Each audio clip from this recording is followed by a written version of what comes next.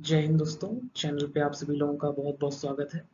पिछले लेक्चर में हम लोगों ने एक बहुत ही इम्पोर्टेंट टॉपिक को देखा था, क्रिमिनल ट्राइब्स एक्ट सीटीए और हैबिचुअल ऑफेंडर्स एक्ट एचओए, और बहुत सारी ब्रिटिश जो अप्रोचेस थी अलग अलग इंडिया में एरियाज के लिए, क्योंकि उनकी पॉलिसी थी different tribes, different approaches and different strategies की।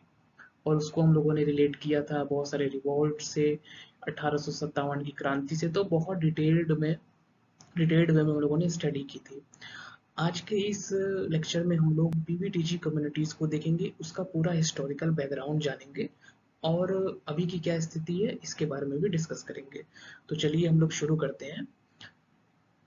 सबसे पहले हम लोग स्टार्ट करेंगे बेसिक इंफॉर्मेशन से। पीवीटीजी की परिभाषा, डेफिनेशन ऑफ पीवीटीजी। बेसिकली जो पीवीटीजी कम्युनिटीज़ हैं, अगर मैं सिंपल लैंग्वेज में उस चीज़ को एक्सप्लेन करूँ तो इंडिया में बहुत सारी ट्राइब्स हैं, थाउजेंड्स ऑफ ट्राइब्स हैं। उनमें कुछ को शेड्यूल ट्राइब्स का स्टेटस मिला हुआ है और उन एसटीज में भी कुछ ऐसी एसटीज हैं जिनको पीवीटीजी का स्टेटस मिला हुआ है, जो ज़्यादा समस्याग्रस्त हैं। थाउजेंड ऑफ ट्राइब्स में लगभग 700, या ऑफिशियली कहीं कहीं आपको मेंशन मिलेगा 705 कम्युनिटीज़ को एसटी स्टेटस मिला है। और उन 705 में से 75 को, 75 कम्युनिटीज़ को पीवीटीजी स्टेटस मिला हुआ है। तो पीवीटीजी जो है वो बेसिकली एसटीज ही है। वो एसटी में भी एक अलग स्पेशल कैटेगरी है, 75। So in thousand of tribes, approx 700 are scheduled tribes, and in approx 700 scheduled tribes there are 75 PVTGs, particularly vulnerable tribes या tribal groups कह सकते हैं। तो ये एक क्लियर कट इंफॉर्मेशन है पीवीटीजी के बारे में। अगर हम सिंपल डिफिनेशन देखें तो पीवीटीजी आर अ सब category of scheduled tribes who are more vulnerable more vulnerable than other STs in terms of social, economic, and educational backwardness, stagnant or declining population, pre-agricultural level of technology, and extremely low literacy. So basically हम लोग अभी जिस चीज पे बात कर रहे थे कि ये एसटी में भी जो ज्यादा इस तरह की समस्याओं से ग्रस्त हैं, उनके लिए एक अलग ही कैटेगरी बनाई गई है। ठीक। अब इसकी क्राइटेरिया क्या है? क्राइटेरिया ये है कि pre agricultural level of technology हो, स्टैग्नेंट और declining population, extremely low literacy, and subsistence level of economy. Means उनका जो वो खेती भी कर रहे हैं, वो केवल किसी तरीके से जीवन निर्वाह वाली कर रहे हैं, और वो उससे भी पहले वाली कंडीशन में खेती। बेसिकली ज़्यादातर इस तरह की जो कम्युनिटीज़ हैं वो बहुत सारी ऐसी भी हैं जो झूम कृषि करती हैं। अब तो खैर वो स्थिति खत्म हो गई है, बट पहले जो स्लैश एंड बर्न वाली खेती होती है वो बहुत सारी कम्युनिटीज करती थी एक टाइम पे। तो pre agricultural level of technology and stagnant और declining population, extremely low literacy, and subsistence level of economy, ये चार ऐसे क्राइटेरियाज हैं जिसके लेवल पे पीवीटीजी कम्युनिटी को हम, किसी भी कम्युनिटी को ये मानते हैं कि इसे हम पीवीटीजी में शामिल कर सकते हैं, किसी भी एसटी को। तो ये चार क्राइटेरियाज बहुत इंपॉर्टेंट है और इसके बारे में हमें पता होना जरूरी है। नेक्स्ट स्लाइड में बहुत इंपॉर्टेंट इसमें पॉइंट्स हैं कि अगर हम थोड़ा सा इसका हिस्टोरिकल एस्पेक्ट देखें तो 1961 में डेबर कमीशन बना और उसने रिकमेंडेशंस दी कि इस तरह का एक हमें शेड्यूल ट्राइब्स में से भी एक अलग जो है कैटेगरी बनानी चाहिए जो ज़्यादा समस्याग्रस्त हमारे समाज है। और 1975 में उसको गवर्नमेंट ने आइडेंटिफाई किया और सबसे पहले उसको नाम दिया प्रिमिटिव ट्राइबल ग्रुप्स, और बाद में 2006 में उसको पीवीटीजी कर दिया गया। तो इस पूरे टाइम फ्रेम को, इस पूरे सभी चीज़ों को अगर हम एक चरण में देखें तो सबसे पहले 1960-61 में बनता है टेबर कमीशन। फोर्थ 5 ईयर प्लान आता है 1969 से 74 के बीच में। फोर्थ 5 ईयर प्लान को समझना बहुत ज़रूरी है in terms of PTG communities या पीबीटीजी, क्योंकि वो उससे एसोसिएटेड है। 1973 में, यहाँ पे मैंने थोड़ा सा स्लाइड बनाने में मिस्टेक कर दी है। 1973 में रिकमेंडेशन दिया था सबसे पहले ढेबर कमीशन ने। 1973 में गवर्नमेंट ने नहीं बनाया था। गवर्नमेंट ने 1975 में 52 जो हमारे ग्रुप्स थे उनको आइडेंटिफाई किया। 1993 में उसमें 23 और ऐड कर दिए, टोटल हो गए 75। और 2006 में क्या होता है कि इसका नाम चेंज कर दिया जाता है, पीटीजी से पीवीटीजी कर दिया जाता है। पहले इसका नाम हुआ करता था primitive tribal groups, but in 2006 इसका नाम कर दिया गया PVTG, particularly vulnerable tribal groups. तो यहाँ पे ये चीज समझना बहुत ही ज्यादा हमारे लिए आवश्यक है कि 2006 में नाम चेंज होता है। 1993 में जो 52 पीटीजी पहले से चली आ रही थी उनमें 23 को हम और ऐड करते हैं, टोटल हो जाता है हमारा 75। और उससे भी पहले 1975 में, यहाँ पे मैंने लिखा नहीं है बट 1975 में गवर्नमेंट ने 52 पीटीजी को आइडेंटिफाई कर लिया था। और 1975 के पहले 1973 में ढेबर कमीशन जो अपनी स्टडी कर रहा था काफी लंबे समय से, उसने अपनी रिकमेंडेशंस दे दी थी। उसने अपने कमीशन ने अपना सुझाव दे दिया था कि इस तरीके की चीजें होनी चाहिए। सो यहाँ पे 73 में 52 पीटीजी नहीं होगा, 73 में ढेबर कमीशन के रिकमेंडेशंस होंगे। 75 में गवर्नमेंट ने 52 पीटीजी को घोषित कर दिया। तो यहाँ थोड़ा सा आप इस चीज को सुधार लीजिएगा। और जो ये नाम चेंज किया गया, इस चीज को समझना बहुत ही ज्यादा जरूरी है कि the government of India change the primitive tribal groups PTGs to PVTG primarily to avoid the derogatory and potentially offensive connotation of the word primitive. तो यहाँ पे ये तथ्य इंपॉर्टेंट है कि बहुत सारी इस पे स्टडीज हुई, रिसर्चेज हुई, तो ये सामने आया कि जो हमारा प्रिमिटिव टर्म है, ये कहीं ना कहीं जो वो कम्युनिटीज हैं उनको ऐसा इंगित कर रहा है कि वो पिछड़े हुए हैं, वो बहुत ज़्यादा हमारे आधुनिक समाज से अलग हैं। अलग कहने का मतलब यहाँ पे यह है कि उनको हम नीचा दिखा रहे हैं या पिछड़ेपन की ओर हम ऐसा इशारा कर रहे हैं कि वो पिछड़े हुए हैं। इस तरह का ये इंगित करता है ये शब्दावली, ये टर्म। भले ही हमारा विचार वैसा ना हो, बट ये टर्म कुछ इस तरीके का है। और इस वजह से गवर्नमेंट ने क्या किया कि अब आप देखेंगे कि बहुत सारी जगहों पे, ऑलमोस्ट सभी जगहों पे अब हम प्रिमिटिव टर्म का यूज नहीं करते हैं। पुराने, अगर आप तथ्य उठाएंगे पुराने बुक्स, स्पेशली 2006 से पहले की, तो ट्राइबल्स के लिए बहुत जगह पे आपको प्रिमिटिव जो शब्द है वो मिलेगा। Most of the time you can see the word primitive. लेकिन बाद में उस चीज को चेंज कर दिया गया और अभी के समय में ऑलमोस्ट आपको ये शब्द कहीं पर भी नहीं मिलेगा। कहीं अगर मिल भी जाए by chance, but most of the time ये टर्म यूज नहीं होता है। इसको जो है सही नहीं माना जाता है। इसीलिए गवर्नमेंट ने क्या किया कि 2006 में इसको पीवीटीजी कर दिया, प्रिमिटिव टर्म हटा दिया गया।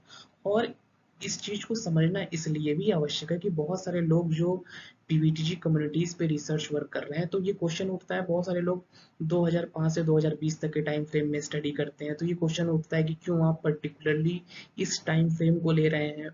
तो उसका ये सही आंसर है कि 2006 में जब ये नाम चेंज किया गया तो बहुत सारी नई स्कीम्स ऐड हुई, बहुत सारे नए प्रोविजंस आए, बहुत सारे नई नई चीजें आई, ऐड की गई इसमें।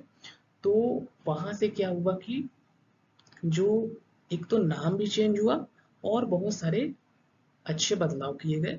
तो इसलिए जो 2006 का ये वर्ष है, ये ट्राइबल कम्युनिटीज, स्पेशली अगर हम पीवीटीजी की बात करें, तो उसके लिए बहुत इंपॉर्टेंट है कि एक तो नाम में भी चेंज किया गया, स्पेशली टर्म हम कह सकते हैं, टर्म में चेंज किया। और टर्म में चेंज क्यों किया उसके पीछे बहुत इंपॉर्टेंट रीजन है, वो हम लोगों ने देख लिया। और बहुत सारे नए स्कीम्स, नई पॉलिसीज, बहुत चीजें ऐड की गई। So the year of 2006 is very important in terms of PVTG communities। और उसके साथ ही साथ 1993 भी important है क्योंकि 23 न्यू कम्युनिटीज, न्यू एसटीज को इसमें ऐड किया गया। 1973 भी important है क्योंकि 1973 में जो ढेबर कमीशन बना था उसने अपनी recommendations the. So 93 year is important for the recommendation of Tabor Commission, and 1975 year is important because in that year government identified 52 primitive tribal groups, and 1960 is important because in 1960 Dever Commission start their studies, start their research work for identify these type of communities, and 1969 to 1974 is important for fourth 5 year plan, because fourth 5 year plan is basically based on a basic objective, and the basic objective was that to reduce inequality in Indian society. और भी इसके बहुत सारे objective थे, अभी हम लोग आगे देखेंगे, लेकिन एक मेजर जो ऑब्जेक्टिव ये था कि जो इनइक्वालिटी है उसको हम दूर करें, इंडस्ट्रीज बढ़ाएं, और हमारे अंदर एक सिर्फ कह सकते हैं कि आत्मनिर्भरता हमारे अंदर आए, इस तरह का भी इनका एक मानना था इस 5 ईयर प्लान का. So these are some important points related to PBTG communities. यहाँ पे फोर्थ 5 ईयर प्लान का कुछ एक ओवरव्यू है, आप देख सकते हैं. Time period, prime minister in power, Indira Gandhi ji थी उस टाइम पे. मेजर ऑब्जेक्टिव क्या थे? Growth with stability, self reliance and reduction of inequality and poverty, जिसकी हम लोग बात कर रहे थे.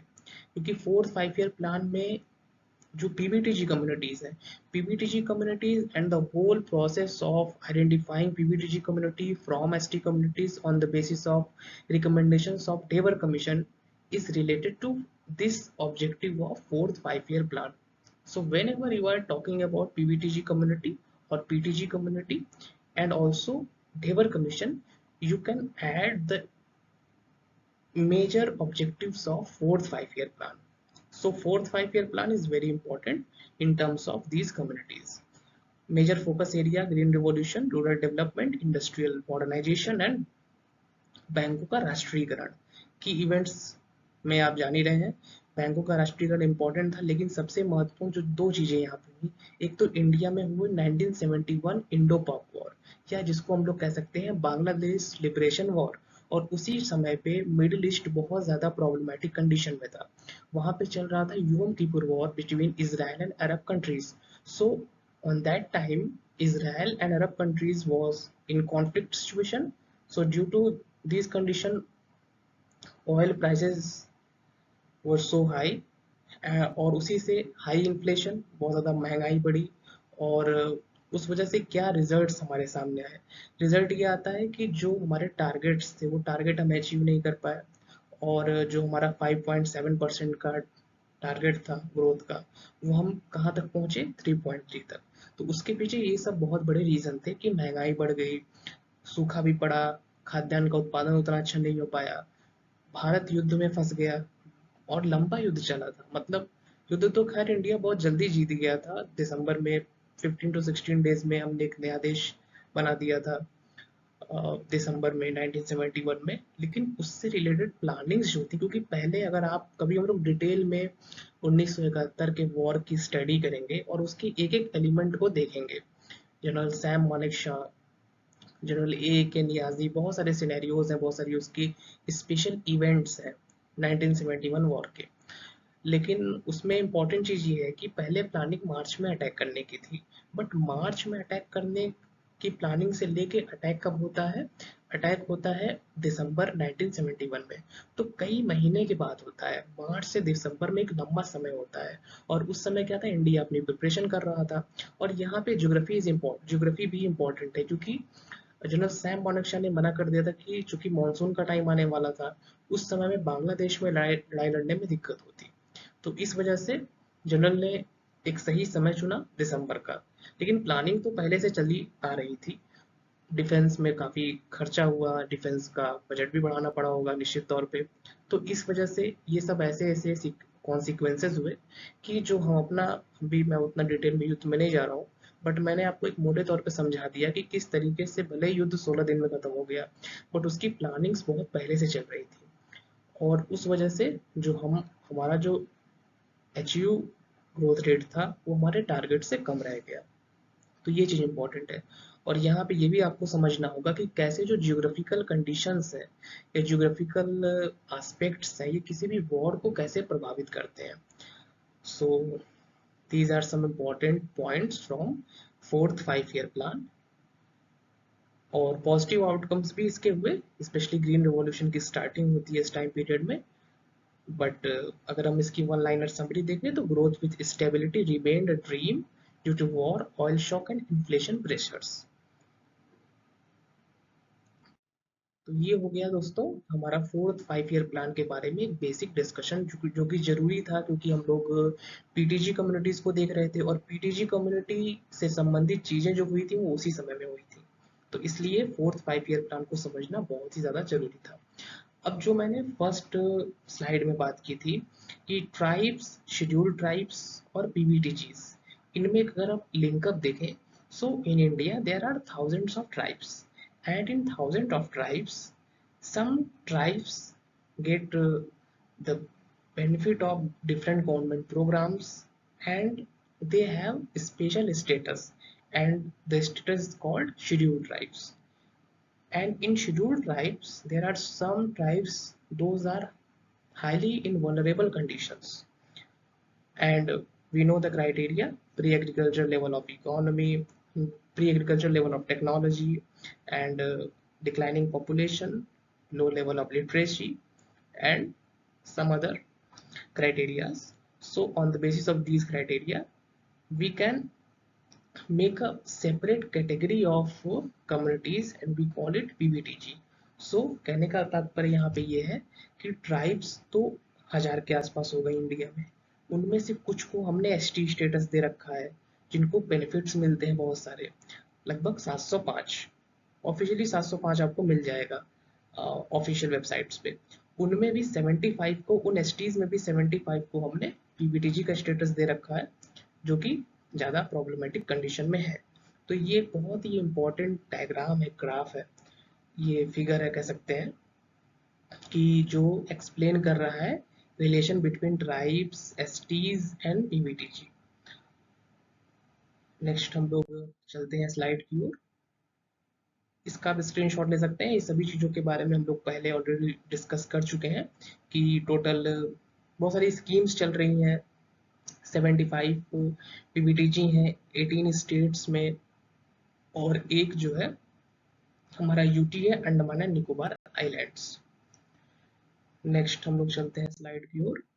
अब यहाँ पे मैंने लिस्ट लगाई हुई है जो हमारे डिफरेंट पीवीटीजी कम्युनिटीज है 75। तो मैं एक एक का नाम यहाँ पे नहीं लूंगा, आप स्क्रीनशॉट इसका ले सकते हैं कौन कौन सी हैं। आंध्र प्रदेश एंड तेलंगाना में, इसके बाद इसमें 12 है बिहार झारखंड में, उसके आगे फिर देखिए यहाँ से काउंटिंग शुरू है 13 से 21 तक यहाँ पे है, फिर 22 से 26 तक ये गुजरात, कर्नाटक, केरल, ये सब यहाँ पे मेंशन किया गया है। इसको आप ऑफिशियली गूगल पे आप सर्च भी करेंगे तो आपको official PIB, press information bureau की वेबसाइट पे ये आपको मेंशन मिल जाएगा कि कौन कौन सी कम्युनिटीज कहाँ पे है। Madhya Pradesh and Chhattisgarh and Maharashtra, Manipur, Orissa, Rajasthan, Tamil Nadu and Tripura. सबके नाम आपको रटने की आवश्यकता नहीं है, कुछ को आप दिमाग में रख सकते हैं। जैसे पर्टिकुलरली मैं जो काम कर रहा हूँ, रिसर्च वर्क, वो मैं कर रहा हूँ बैगा कम्युनिटी पे, जो कि मध्य प्रदेश की एक पीवीटीजी कम्युनिटी है। तो टोटल देखिए 75 यहाँ पे हैं पीवीटीजीज, और ये कुछ मैंने अपने ही रिसर्च वर्क की तस्वीरें यहाँ पे ऐड कर दी हैं। तो ये सब तो बैगा कम्युनिटीज के घर है।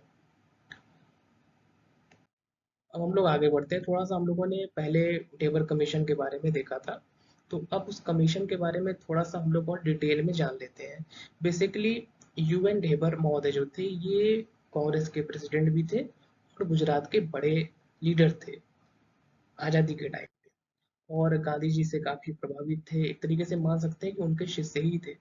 और Indian independence activist who served as the CM of Saurashtra state, और इंडियन नेशनल कांग्रेस के प्रेसिडेंट थे 1955 से 59 के बीच में, और पद्म विभूषण भी इनको मिला हुआ है। इनके बारे में हमें ज़्यादा नहीं जानना है, इनके बारे में हमें बस इतना जानना है कि गुजरात के एक बड़े कांग्रेस लीडर जो कि सीएम भी रहे सौराष्ट्र स्टेट के, और कांग्रेस के प्रेसिडेंट भी रहे। और इन्होंने जो सर्व किया chairman of scheduled areas and scheduled tribe commission, जो हम लोग पीछे क्या देखे, हम लोगों ने देखा fourth 5 year plan. Fourth 5 year plan में ढेबर कमीशन ने ही अपनी रिकमेंडेशंस दी थी, और उसी 1973 के रिकमेंडेशन पे 1975 में सरकार ने 52 पीटीजी को बनाया, पीटीजी को आइडेंटिफाई किया कह सकते हैं।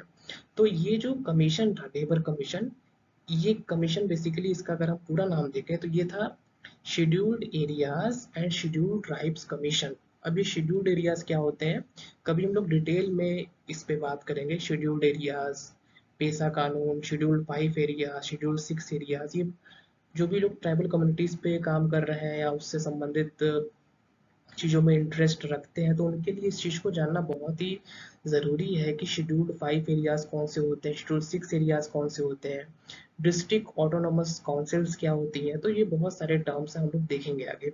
बट यहाँ पे बस आपको इतना जानना है कि जो डेबर कमीशन था वो basically scheduled areas and scheduled tribes commission था, जिसको हम लोग डेबर कमीशन भी कहते हैं, क्योंकि यूएन डेबर महोदय उसके चेयरमैन थे, उन्हीं के नाम पे हम लोग उसको बोल देते हैं। और 1960-61 में इसने अपना काम शुरू किया और लगभग 10 साल तक स्टडीज के बाद 1973 में अपने जो सुझाव थे वो प्रस्तुत किए। तो ये समझना इसके लिए इम्पोर्टेंट है। यहाँ पे देखिए मैंने कुछ इम्पोर्टेंट स्क्रीनशॉट्स लगाए हैं न्यूज़पेपर्स के। पीएम जनमन स्कीम, यहाँ पर भी देखिए पीएम जनमन। बेसिकली पीएम जनमन है क्या, बहुत ज़्यादा ये न्यूज़ में रहता है आजकल।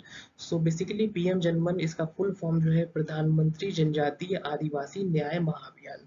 सो basically PM Janman is related to PBTG. So there are a lot of schemes under PM Janman. So PM Janman is not a single scheme. PM Janman is a group of different schemes and different ministries work together for the development of PBTG communities. So whenever you see on any newspaper, on any news, PM Janman, so you can relate it with PBTG community. And again, I am repeating that PM Janman scheme is not a single scheme, but PM Janman is basically combination of different schemes. And these schemes basically related to the basic amenities, other basic facilities in PBTG areas, housing facility, electricity, water supply, and roads, health related facilities, hospitals, etc. तो PM जनमन इसी से संबंधित है। और basically मैंने जब अपने research work के लिए सर्वेज किए तो मुझे जो पॉपुलेशन से रिलेटेड डेटा मिला वो पीएम जनमन सर्वे का ही मिला। और पीएम जनमन के तहत पहले तो जो पीबीटीजी कम्युनिटीज हैं उनका अभी काउंटिंग हो रहा है 2023 से लेके अभी 24 तक में इसकी काउंटिंग की गई है। जब काउंटिंग कंप्लीट हो जाएगी तो फिर क्या होगा कि उस पे फिर जो स्कीम्स डिफरेंट हैं उनका इम्प्लीमेंटेशन, फिर और सारी चीजें शुरू होंगी। सो पीएम जनमन के बारे में यहाँ पे पता होना जरूरी है अगर हम लोग पीबीडीजी की बात करें अभी के समय में। तो ये रहा दोस्तों, ये लेक्चर हमारा यहीं पे समाप्त होता है। हम लोगों ने बहुत अच्छे से डिटेल में इम्पोर्टेंट एस्पेक्ट को देखा।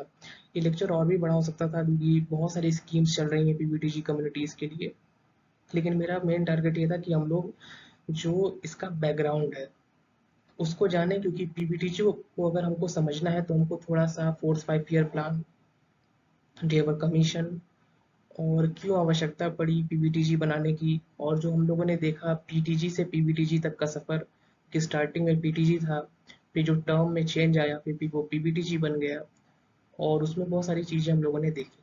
सो इस वाले लेक्चर में इतना ही। अब हम लोग नेक्स्ट किसी और इम्पोर्टेंट टॉपिक को देखेंगे। बहुत सारे टॉपिक्स लाइन में है। हम लोग आने वाले समय में शेड्यूल 6 एरियाज, शेड्यूल 5 एरियाज, पेसा कानून, forest right act, Santhal Pargana tenancy act और छोटा Nagpur tenancy act, Wilkinson rule, और डिफरेंट जो पॉलिसीज हैं, स्पेशली पॉलिसीज वाला लेक्चर बहुत इंपॉर्टेंट होगा, British policies for different tribal areas. तो हम लोग उन सब टॉपिक्स पे बात करेंगे, लेकिन इस वाले लेक्चर को हम यहीं समाप्त करते हैं। धन्यवाद।